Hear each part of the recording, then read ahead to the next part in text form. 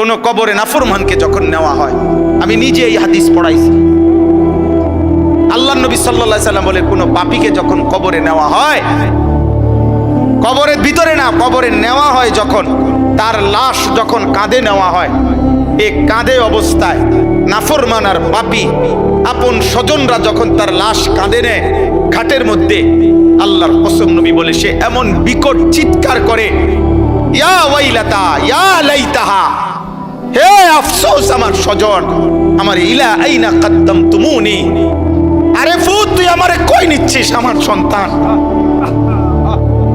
আমার ভাই তুই আমারে কান্দে নিয়ে ওদিকে নিচ্ছিস কেন, মনে আমারে মাইরা ফেলবে তো, আমারে কবরে দিস না রে আব্বা, আমারে কবরে দিস না, আমারে তো ফেরেশতা মাইরা ফেলবে,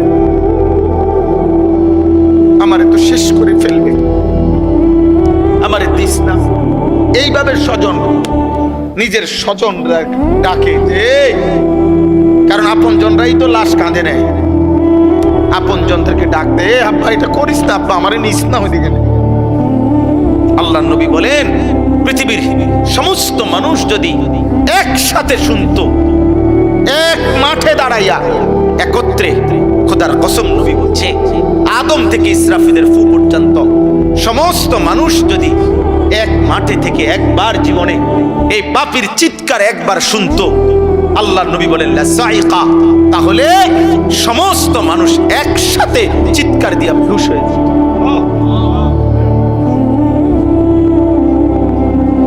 তোমরা মস্কারি মনে করছো, শেষ পর্যন্ত দিন শেষে মিলাইয়া দেখো অর্জন তো কিছুই নাই।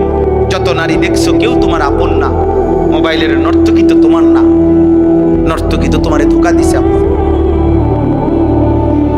নর্তকী তো তোমারে ধোকা দিছে, সিনেমার নর্তকী তো তোমার না, রাস্তার বেপর্দা মেয়েটা তো তোমার না, তোমার কিচ্ছু না, সে তো রূপ যৌবনের ফেরি করে। হ্যাঁ, অস্থির ছবি যারা দেখো বাবা, কি দেখছো, কাকে দেখো? তোমার ক্ষয় ছাড়া, তোমার ব্যয় ছাড়া আয়, মোবাইল গেল, এমবি গেল, চার্জ গেল, টাকা গেল, কোমরের ক্ষমতা গেল, হারাম বীর্যপাত হইল, লজ্জাস্থানের সক্ষমতা নষ্ট হইল, শেষ পর্যন্ত একদিন পঙ্গু, অচল ছাড়া, ধ্বজভঙ্গ ছাড়া আর কি। আমি খোলামেলা বললাম, কত শত যুবক, কয় শ, আমি চ্যালেঞ্জ করলাম, তুমি শুনবা, আমার কাছে আছে, আমার কাছে হোয়াটসঅ্যাপে জমা আছে, এমন শত শত বাংলাদেশের ছেলে, তাগরা জোয়ান ছেলে, পৃথিবী জানে এমন জোয়ান ছেলে সুন্দর, কিন্তু নারী দেখতে দেখতে, অশ্লীল ছবি দেখতে দেখতে যাদের পুরুষত্ব নাই, যৌবনের সক্ষমতা নাই, এই হাইওয়ান অশ্লীল আর উলঙ্গ ছবির পাল্লায় পড়ে ভিতরের জীবন শেষ। আখেরাত তো নাই, আখেরাত তো পরের খবর, এটা তো নাই কিছু, দুনিয়াও কিছু। যেই কোনো মানুষ চ্যালেঞ্জ করলাম বেটা, বাংলাদেশের প্রতিদিনকার পত্রিকা, বাংলাদেশের প্রতিদিনকার চ্যানেলের খবর তোমরা প্রত্যেকেই দেখো, কি পরিমাণ পরকীয়া বাংলাদেশে বেড়ে গেছে। এর কারণটা কি? কারণ এই স্বামী এই স্ত্রীতে তৃপ্ত না, এই স্ত্রী এই স্বামীতে তৃপ্ত না, আর কোনো কারণ নেই। কারণটা কি আব্বা? সব সব নারী দেখতে দেখতে, সব অস্থির ছবি দেখতে দেখতে, সব যৌন দৃশ্য দেখতে দেখতে টেম্পার সব শেষ। এই জন্য ওই মেয়েও, মহিলাও আরেক বেড়া খোঁজে, এই বেড়াও আরেক বেড়ি, কেউ কাউরি দিয়া তৃপ্তি হচ্ছে না।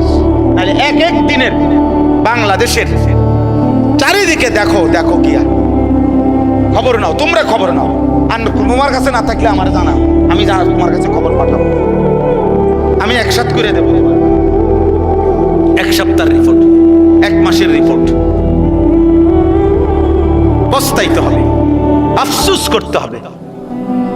বয়স্ক বাবারা আপনাদেরকে বলছি, আপনারা যাদের ছেলে নামাজ পড়ে না, সারা দিন রাত মোবাইল টিভি দেখে, খোদার কসম আপনারা এর খেসারত দিয়া, এই লজ্জা এবং বেইজ্জতি হইয়া এরপরে আপনারা চলে যেতে হবে। কবরে যাবার আগেই দেখে যাবেন আপনার ফ্যামিলির মধ্যে আল্লাহ শূন্য, আখিরাত শূন্য, এই হতাশার দুর্ভাগ্য নিয়ে কপালে। তারপরে হিম্মত থাকলে আজ ভেঙ্গে ফেলেন। 14 বছরের ছেলের মোবাইল ভাঙ্গা ফেলেন, তার সাথে যুদ্ধ করেন। আমার ঘরে মুসলমানের বাচ্চা, তুই আমার সন্তান মুসলমানের বাচ্চা যদি ঘুমাইতে হয় ফজরের নামাজ পড়তে হবে, নয়তো তোর মতো নাফরমান গলা ধাক্কা দিয়া বাইর করে দেন বেটা। যা নাফরমান বেটা, বাইর হ তুই বেটা, তুই আলাদা যা বেটা, তুই আলাদা কামাই কর। তোর মতো বেঈমান আমি খাওয়াইতে হবে কেন? তুই তো আল্লাহর দুশমন। সেদিন এক অভিভাবক কাইন্দা দিছে, একজন অভিভাবক আমার কাছে এসে বলছে, হুজুর আশ্চর্য, আপনার সর্বোচ্চ 12 থেকে 13 বছর হবে, আপন ঘর থেকে 2 লক্ষ টাকা চুরি করে নিয়ে গেছে, নিয়া 60টা মোবাইল।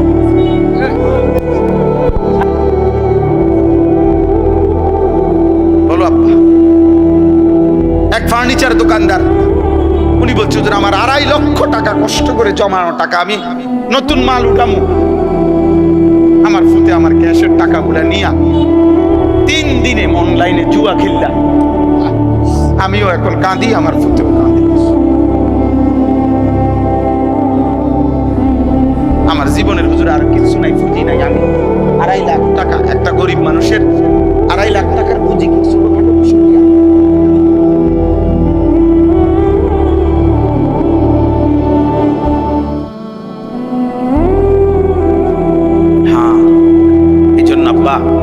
একদিন অভাবে পড়বে না, বারবার অভাব মনে করাই দিছে। আল্লাহ আবার দয়া করছে, আবার দয়া করে, আবার দয়া করে, আবার ছাড় দেয়, আবার ছাড় দেয়, আবার ছাড় দেয়, আবার ছাড় দেয়। শুধু একটা মাত্র বিষয়, তেল একটু ঘাটতি, জনজীবনের কি অবস্থা, মানুষের উপার্জনের কি অবস্থা বলে? কত মানুষের উপার্জন, আমি তো প্রায় বলছি যে কত ভাবছি। ঢাকা শহরে হাজার হাজার ছেলে এখন ইদানিং কালে যারা মোটরসাইকেল দিয়া উপার্জন করে প্রতিদিন, মানে মোটরসাইকেল দিয়ে তাদের কামাই, হ্যাঁ ওভার পাঠাও এগুলা দিয়া, তাইলে এই ছেলেগুলোর ফ্যামিলি চলে, বউ বাচ্চা চলে। অনেকে আশা ভরসা করে শহরে বাসা লইছে, ছোট্ট বউ বাচ্চা নিয়ে চলতেছে, এই ছোট ইনকামটা দিয়া মার মুখে হাসি ফুটে। তাহলে এরা যদি 15 দিন তেল না পায়, তার ফ্যামিলি চলবে কি? আর আমাদের ছেলে পেলেদের চেহারা দেখলে বোঝা যায় অসভ্য, এমন অসভ্য যে পৃথিবীতে দুর্ভিক্ষ আসুক, মহামারী আসুক, আমার উপরে যদি আসমানও ভাঙ্গা পড়ে হুজুর, আমি আমার নারী নর্তকী মোবাইল ছবি দেখা থেকে 1 সুতা নড়ব না। আল্লাহরে বলেন আপনারা হুজুররা যদি বলিয়া আল্লাহরে আমগো মাথার উপরেও যদি আযাব দেয়, আমি আল্লাহরে সেজদা দেব না, দেবই না। আপনি আরো কইলো দিতাম, আমি নামাজ পড়তাম না, সাফ কথা। এই হলো তোমাদের অধিকাংশ ছেলের কলিজার ভিতরে তোমরা এমন শক্ত অবস্থান নিয়ে নিচ্ছ, মানে আল্লাহর সাথে, যে আল্লাহকে চ্যালেঞ্জ ঘোষণা করে দিলা আর কি, যে আপনারে দেখায় দেব, সেজদা আপনাকে দেব না, আপনি কি করতে পারেন?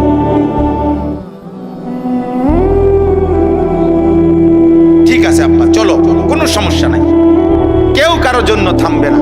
এই পৃথিবীতে এর চাইতে বড় বড় পাপীরা ধ্বংস হয়েছে না?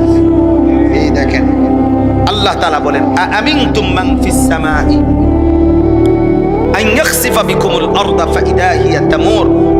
আল্লাহ তাআলা বলেন, বান্দা, ওই আসমানের মাওলা রব আল্লাহ, তার থেকে তোমরা কিভাবে এতটা, হে পাপীরা, এতটা নিরাপদ কেমনে হয়ে গেলা? তোমরা কি জানো না ওই আল্লাহ চাইলে জীবন্ত মাটির নিচে দাফন করে দিতে পারে? তখন তো তোমাদের মতো নাফরমানকে মাটির নিচে নিয়া মাটি কাঁপতে থাকবে। এই পৃথিবীতে কোন পাপীকে আল্লাহ তাআলা মাটির নিচে দাফন করছেন? জীবন্ত করছেন না? হ্যাঁ, 2 জন, একটা ব্যক্তিকে, একটি জাতিকে। কারুনকে আল্লাহ তাআলা জীবন্ত মাটির নিচে দাফন করে দিয়েছে। 2 নাম্বার হলো কওমে লূতকে, লূত আলাইহিস সালামের জাতি ঘুমন্ত ছিল, নাফরমান জাতিকে আল্লাহ তাআলা জীবন্ত জমিনের নিচের মাটি উপরে উঠাইয়া উপরের মাটি নিচে দিয়া সমান করে দিয়েছে। আমিনতুম মান ফিস সামাই আন ইউরসিলা আলাইকুম হাসিবা। এবার আল্লাহ তৃতীয় আয়াতে বলে, আমার বান্দারা, হে নাফরমান পাপী, হে মদখোর, নেশাখোর, গাঁজাখোর, সুদখোর, কিস্তিখোর, হারামখোর, বেহায়া, বেপর্দা নারী, সেজদা নাই, নামাজ নাই, হায় নাফরমান, ওই আসমানের আল্লাহ থেকে কেমনে নিরাপদ হয়ে গেলা? যিনি চাইলে, তুমি কি জানো না যে আসমান থেকে, উপর থেকে যিনি পাথরের বৃষ্টি বর্ষণ করে ধ্বংস করে দিতে পারে? তুমি কি জানো না সেটা? এরকম কাউকে করছে?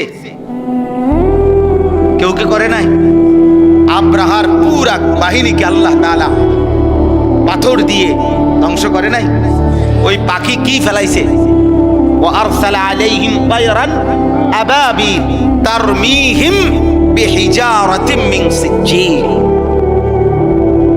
কোনদিন যদি আল্লাহর কোরআন তরজমা পড়তা তাই না বুঝতাম না। আল্লাহ তাআলা তো বলছে প্রত্যেকটা সৈন্যর আল্লাহর ঘর ভাঙতে আসছে বেঈমান হাতির বাহিনী নিয়ে। পাখিগুলো আল্লাহর কুদরতে প্রত্যেকে পাথর ফেলছে, ছোট্ট ছোট্ট পাথরের কণা। আল্লাহ তাআলা বলেন, কোন গরু ঘাস খড়কুটা খাইয়া চাবাইতে চাবাইতে চাবাইতে চাবাইতে চাবাইতে যখন আর ভুসি বানাইয়া ফালাইয়া দেয়, ভুসি বানাইয়া একবারে চূড়া দ্বারা বানাইয়া, আল্লাহ বলেন এই বেঈমানগুলো এই ছোট্ট পাথরের আঘাতে মাথার চুল মাথার উপর থেকে এরকম ধ্বংস হইতে হইতে একদম ভুসির মতো, ভুসি গরুর খাওয়াইন না, ভুসির মতো, ফাজআলাহুম কাআসফিম মাকুল, ভুসির মতো। আর হলো ওই কওমে লূত, এই যাদেরকে আল্লাহ প্রথমত মাটি উল্টাইয়া দিছে, দ্বিতীয়ত তাদের উপরে পাথরের বৃষ্টি বর্ষণ করে ধ্বংস করেছে। আল্লাহ তাআলা বলেন, ফাসাতা'লামুনা কাইফা নাযীর, তখনই তোমরা জানতে পারবে যদি আমি আযাব দিয়ে থাকি, তখনই বুঝবা তোমরা আমি আল্লাহ তাআলার ভয় প্রদর্শনটা কেমন ছিল। আমি তো শুধরাইতে চাইছিলাম, আমি তো ভয় প্রদর্শন করেছিলাম বান্দা, কিন্তু তুমি পাত্তা দাও নাই। আর যদি সত্যি সত্যি আযাব আর মুসিবত এসেই পড়ে, সেদিন তুমি টের পাবা আমি আল্লাহ তাআলার পক্ষ থেকে ভয় প্রদর্শনের কথাটা শোনা কতটা গুরুত্বপূর্ণ ছিল। সর্বশেষ কথা হলো, ওয়ালাকাদ কাযযাবাল্লাযীনা মিন ক্বাবলিহিম ফাকাইফা কানা নাকির। আল্লাহ তাআলা বলেন, হে পৃথিবীবাসী, তোমরা যে যেখানে পাপ করছো, আমি কিংবা আপনি, যুবক ভাই তোমরা কিংবা বয়স্করা, পর্দার আড়ালের মা কিংবা বোন, আল্লাহ আমাদের সবাইকে বলছে, তোমরা যে যেখানে পাপ গুনাহ করছো, নাফরমানি করছো, তোমাদের কাছে আমি আল্লাহ বলতে চাচ্ছি বান্দা, ইতিপূর্বে যারা আমি আল্লাহ তাআলার একটা একটা কথাকে মিথ্যা মনে করেছে, আমার নাফরমানি করেছে, তোমরা প্রত্যেকে ইতিহাসের পাতা থেকে খবর নাও তাদের পরিণতি কি হয়েছে।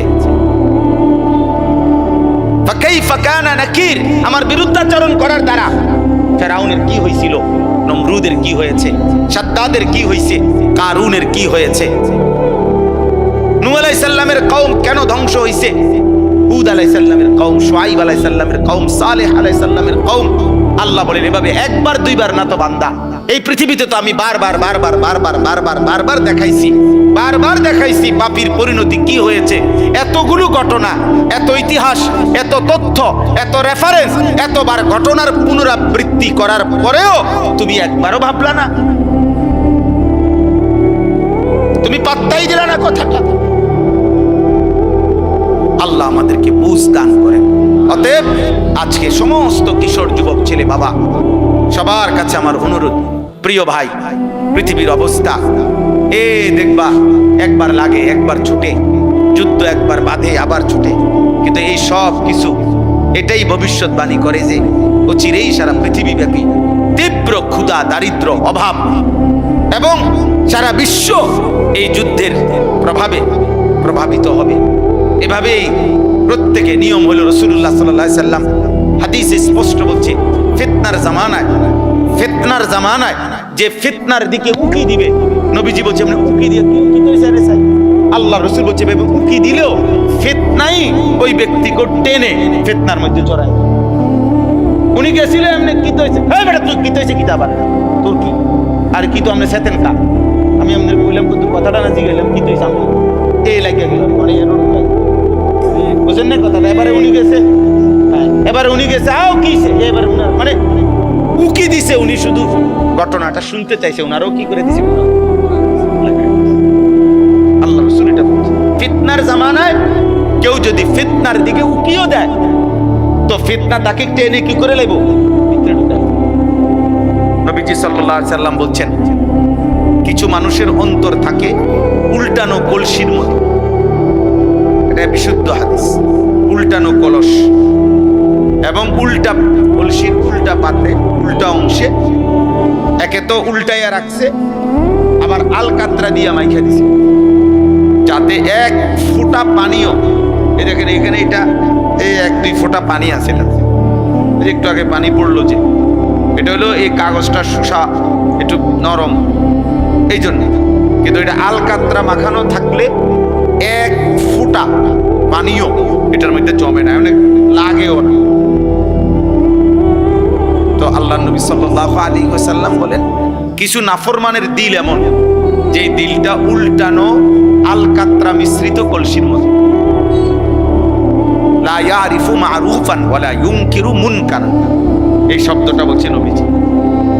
ওই দিল এত নাফরমান, এত বদনসিব, কোন নেক কাজই তার কাছে নেক কাজ মনে হয় না, কোন গুনাই গুনাহ মনে হয় না, কি বলে কি কয় তার কোনো হিসাব নেই, কোনটা আদেশ কোনটা নিষেধ, এই যে একটা পার্থক্য আলাদা বুঝা, যে এটা আমার জন্য আল্লাহর হুকুম, এটা আমার জন্য আল্লাহ তাআলার নিষেধ, এই বুঝটুকু আর বুঝে না সে, চলতেছে খাইতেছে ঘুমাইতেছে, পেশাব পায়খানা করতেছে, লজ্জাস্থানের চাহিদা পূরণ হইতেছে, এবার এটা হালাল ভাবে না হারাম ভাবে, বৈধ না অবৈধ, এই পার্থক্যের কোনো দরকার, যেমনি আসুক টাকা হইলে হইছে, কষ্ট করছি পরিশ্রম করার টাকা ঠিক আছে, এটাও নিল, সুদের টাকা এটাও নিল, কিস্তির টাকা এটাও নিল, মিছা কথা কইও কতদূর নিছে, ওজনে কম দিয়েও কতটুকু নিছে, সব মিলাইয়া 10 লাখ, সব মিলাইয়া 1 লাখ, সব মিলাইয়া ভালো মন্দ পেশাব পায়খানা মিল্লা পাক নাফাক হালাল হারাম মিলে 10,000 টাকা। এই যে এই মানুষগুলো, এরা বদনসিব, দুর্ভাগা, যার কাছে সব একরকম, মাকেও দেখে, বোনকেও দেখে, স্ত্রীকেও দেখে, এদেরকে দেখা হালাল, আবার মোবাইলে টেলিভিশনের নর্তকীও দেখে, অশ্লীল ছবিও দেখে, উলঙ্গ নারীও দেখে, বেহায়া নারীও দেখে, এই দুইটাই তার কাছে বরাবর। হালাল হারামের আলাদা কোনো পার্থক্য নাই, যখন যেটা সামনে পাইছে এটাই দেখছে, যাই পাইলাম তাই খাইলাম, যাই পাইলাম তাই খাইলাম, যাই পাইলাম তাই ভোগ করলাম। দুনিয়া মানে ভোগ করছি, জীবন মানে উপভোগ, জীবন মানে আব্দুস শাহওয়াত, লজ্জাস্থানের গোলাম। কিছু নাফরমান আছে যার জীবনটা হলো সে মূলত আসলে লজ্জাস্থানের গোলাম, অর্থাৎ তার লজ্জাস্থানের যত চাহিদা এটা পূরণের জন্যই তার জিন্দেগির সারাদিনের আয়োজন। এই মোবাইল টিপতেছে, নারী দেখতেছে, ছবি দেখতেছে, নাটক দেখতেছে, বেপর্দা নারী দেখতেছে, বন্ধুদেরকে নিয়ে নোংরা নারীকে কেন্দ্র করে অসৎ কথাবার্তা বলতেছে, সব কিছুর মাকসাদ কি? ওই লজ্জাস্থানের চাহিদা, এই আব্দুস শাহওয়াত, এ মূলত লজ্জাস্থানের গোলাম, এ নিকৃষ্ট গোলাম। এই জন্য এটা বললাম আর কি, দিল এমন বানাইতে নাই, এমন দুর্ভাগা হইতে নাই। কুরআনুল কারীম আল্লাহ তাআলা বলছে, ফাযাক্কির ইন্নামা আনতা মুযাক্কির। নবীজিকে আল্লাহ বলছে, বন্ধু প্রতিনিয়ত আপনি উপদেশ দিতে থাকেন, আর এটা মনে রাখবেন আপনি শুধুই কেবল একজন উপদেশ দানকারী, লাস্তা আলাইহিম বিমুসাইতির, আপনি তাদের উপরে শাসক নন, আপনি কোনো জল্লাদও নন, আপনি কোনো শাসকও নন যে যদি আল্লাহর কথা না মানো, সেজদা এখন না দাও তো কল্লা ফালাই দেবো, ফাঁসি দিয়ে দেবো এখন। আল্লাহ বলছেন, না নবী, আমি আপনাকে এমন বানাই, আপনাকে কি বানাই নাই, এমন বানাই না। আপনি শুধুই কেবল দিন রাত মেহনতের সাথে আন্তরিকতার সাথে উপদেশ দান করেন, কেউ না মানো আপনার সমস্যা নেই, এটা নিয়ে আপনি ঘাবড়াবেন না, আপনি ঘাবড়াবেন না, কেউ না মানো, একজনও না শুনো, কোনো সমস্যা নাই। আপনাকে এটা দেখতে বলি না, আমি বলছি আপনাকে বলতেন, আপনাকে বলছি উপদেশ দিতে, কে কি হবে না হবে